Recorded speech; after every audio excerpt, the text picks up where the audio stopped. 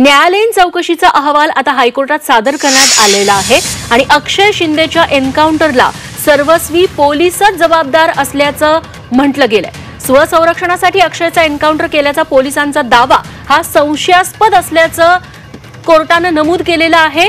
बंदुकीवर अक्षयचे fingerprints नाहीत म्हणजे हाताचे ठसे नाहीत असा अहवाल फॉरेन्सिक विभागाने दिलेला आहे। अक्षय शिंदेच्या मृत्यूला 5 पोलीस जबाबदार असल्याचं अहवालात नमूद करण्यात आलंय। या 5 पोलिसांवर गुन्हा दाखल करून कारवाई करा असे निर्देश देखील कोर्टाकडून देण्यात आले।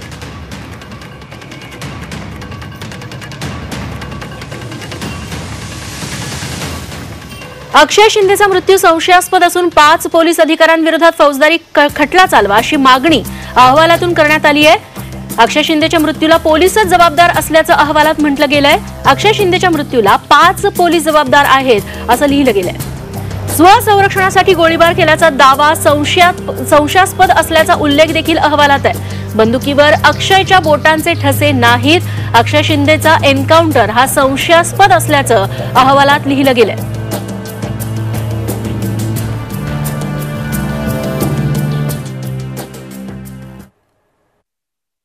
आपल्याला सगळ्यांना नम्रपणे सांगू इच्छितो की ह्या अक्षय शिंदे फेक एन्काउंटर म्हणण्यापेक्षा मर्डर केसचा ही पहिली टप्प्याची लढाई आम्ही जिंकलेलो आहोत आणि ती लढाई जिंकण्यासाठी आम्हाला सगळ्यात महत्त्वाचं जी मदत कुणी केली असेल आमच्या संविधानिक अधिकाराचं रक्षण करण्यासाठी तर मेहरबान माननीय उच्च न्यायालय आणि जो निष्पक्ष इन्क्वायरी ज्या न्यायदंडाधिकारी ठाण्यांनी केलेली आहे कस्टोडियल डेथ अक्षय शिंदेची त्यांना मी धन्यवाद प्रथमतः देतो।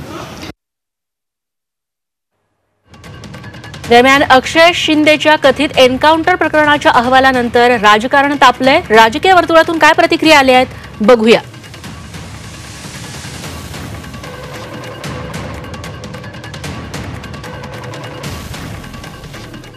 की अक्षय शिंदेचा एन्काउंटर हा फेक आहे आणि पोलिसांच्या संगनमताने राजकीय लोकांनी घडवून आणलेली ती हत्या आहे।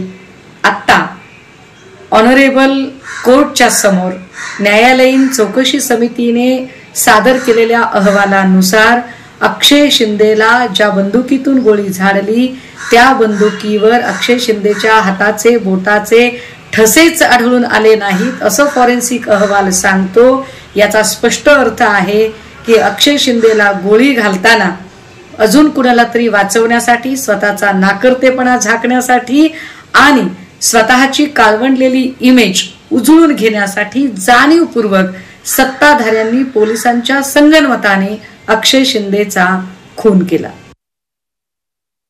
7-8 वर्षामध्ये बघतोय ठाणे पोलीस हे फक्त राजकीय हस्तक म्हणून काम करतात आणि खास करून ठाणे पोलीस त्यामुळे अक्षय शिंदेला तुम्ही नाहक मारलात कारण का तुम्हाला ह्याच्यातले मेन जे गुन्हेगार आहेत ज्यांनी मेन हे बलात्कार केले त्यांना लपवायचं होतं। बदलापूरच्या घटनेमध्ये जो आता अहवाल त्यांनी सादर केलाय त्याच्यावर न्यायालयाने जो काही निर्णय दिलेला आहे त्या निर्णयाचं अंमलबजावणी केली जाईल आणि जो त्याच्यात दोषी असेल जर तो एन्काउंटर चुकून झाला असेल किंवा जाणून बुजून केला असेल तर त्यावर न्यायालय योग्य तो निर्णय सुद्धा घेईल। न्यायालयाच्या या कामकाजामध्ये शासन कोणताही हस्तक्षेप करणार नाही।